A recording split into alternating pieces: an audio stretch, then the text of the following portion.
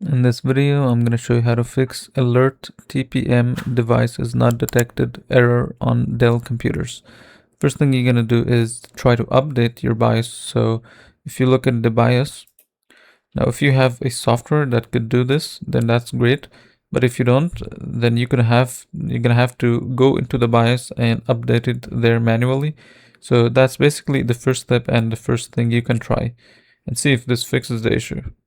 Now the next thing you can do is go here to Device Manager and go to Security Devices.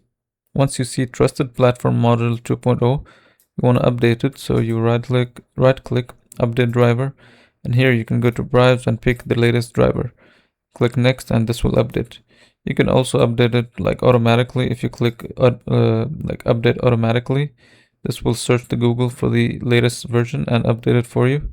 So once you do this, make sure to restart your computer and your issue is fixed.